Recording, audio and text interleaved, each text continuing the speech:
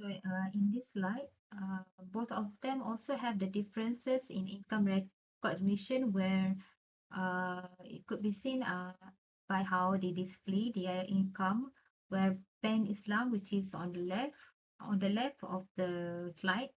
are mostly income derived from their involvement in investment, where they are each of these account have the crucial element of profit sharing, where for uh, Affin Bank, which is mostly, as we could see, most of them are like interest income, interest expenses, interest this, interest that,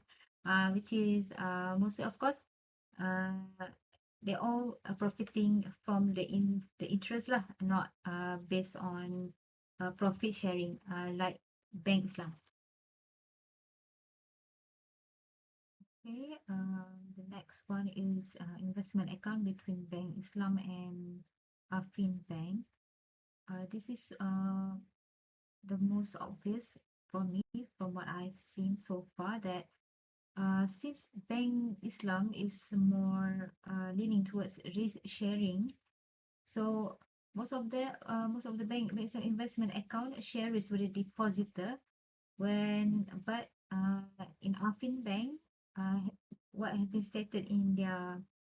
notes, which is under liabilities, there are account on other creditors and accruals where they mostly mention the investor as creditors because in the nature of Affin Bank, they do not share the risk, and the return is expected, the interest is expected by the investor. So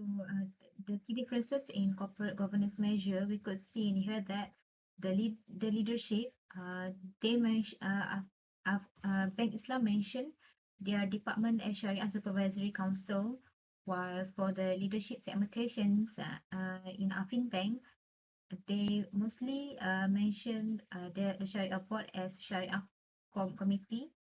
and uh, it is understandable for the Affin Bank to have a slightly shorter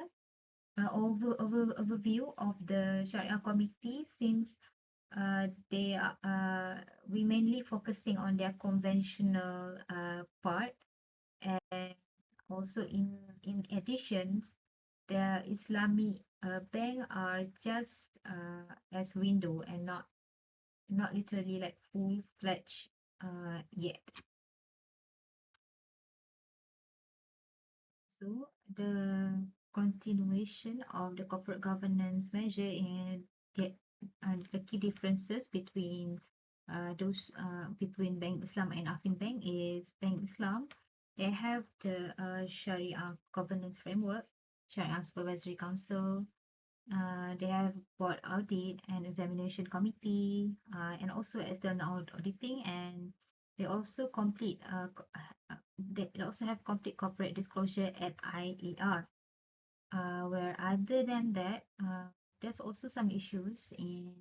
the section of corporate governance overview statement of the IMB, where Bank Islam has applied MCCG for FY 2024, except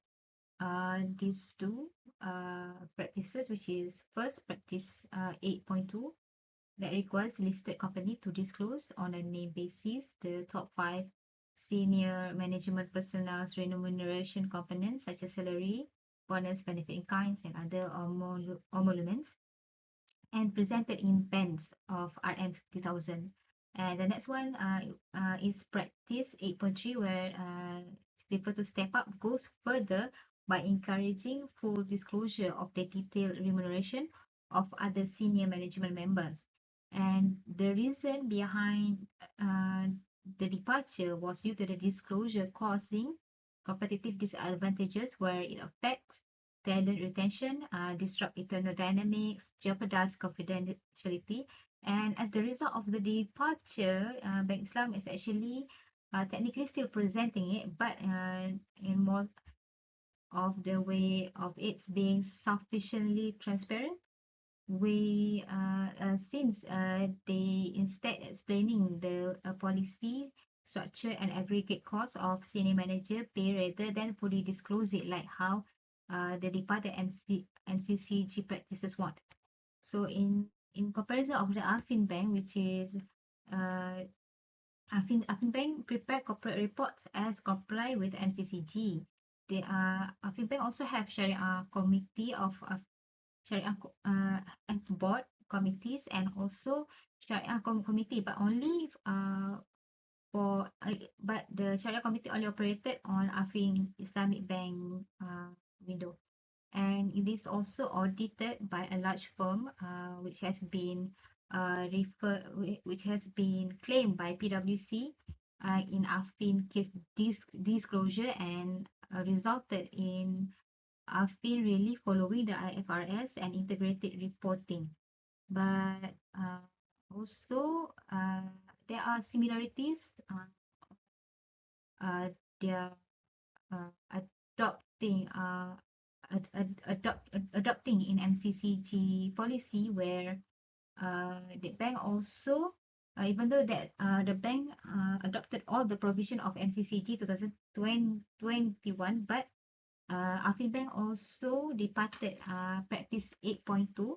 which is similar to what BIMB have decided, but for the reason of the highly competitive condition in the bank industry that makes poaching of executive is common. Although we could notice that Affin Bank also have Sharia committee because of course Affin Bank also have Affin Islamic Bank, but it is also but also we have to remind that I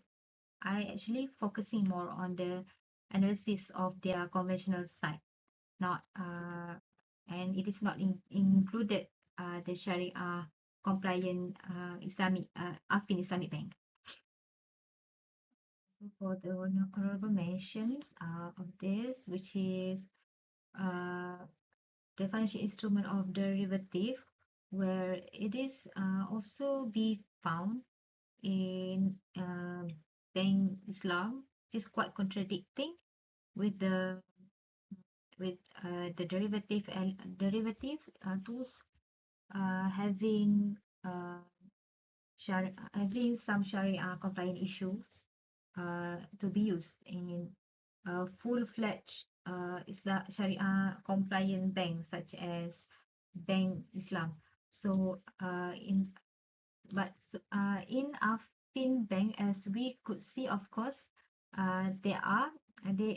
they also use the derivative instrument mainly for trading derivative and also hedging derivatives. But for the uh, financial instrument of derivative in Bank Islam, uh, it is already stated in Bank Islam, the annual report of Bank Islam uh, that the instrument that the derivative instrument could only be used for hedging only, where in statement of uh, in the financial statement of Islamic of Bank Islam, they mention quite numbers are mentioned where uh, it exists as derivative financial asset and also exists as derivative financial liabilities, where uh, other than that it's also have the net derivative gain where the from the which is from the income derived from investment of shareholder funds. Uh, under this uh, under this derivative in the instrument of the derivative, they also have been disclosed in note 42 of financial risk management stated on credit risk, where in mitigating the counterparty credit risk from foreign exchange and derivative transaction, the group and the bank entered into master agreement that provide for closeout netting with counterparties whenever possible. Uh, Master agreement that government or transaction between two parties creates the greater legal certainty that the netting of the outstanding obligation can be enforced upon termination of outstanding transaction if an event of default occurs. So in this case, it clearly stated that it is for uh, only hedging. Okay, so for the challenges, I actually encountered several challenges that shaped my overall learning experience. One of the main difficulties that I faced was in understanding the use of profit equalization reserve and the internal rate of return, which particularly because these concepts are often highlighted in IFI standard, but it's not explicitly reported in financial statement of Malaysian Islamic Bank.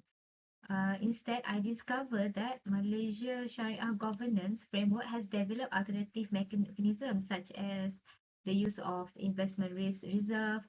and fair value through other comprehension income (FVOCI) reserve to manage the income smoothing and profit distributing without relying on PER. Uh, at first, this created uh, some confusion where no matter how much I read the annual report of Bank Islam, I can't find it. And then so between the so I had to reconcile that the gap between theory of our fee practices and the local implementation under MFRS or IFRS is this. In order for the Bank Islam to have the compatibilities or uh, the ease of them to compare their own ins financial institution with others uh, in order for them to be uh, at, at par with others uh, and also for the investor to make the investor like easy to analyze their report. So another significant difficulties was navigating through the financial report themselves because of course the reports were lengthy, it's technical and filled with many accounting terms that I'm quite foreign of, and the even with the disclosure, uh, it's were not immediately clear to me, and it took considerable effort to read, interpret, and then connect the different components such as the revenue recognition, classification of asset, derivative usage, and to make sense of how they align with the overall reporting framework. Although it is challenging, this process allowed me to better appreciate the complexity of financial reporting and the importance of integrating both regulatory and Sharia perspective in Islamic banking analysis. So that's all from me. Thank you for your time. Thank you, Medo Azhar.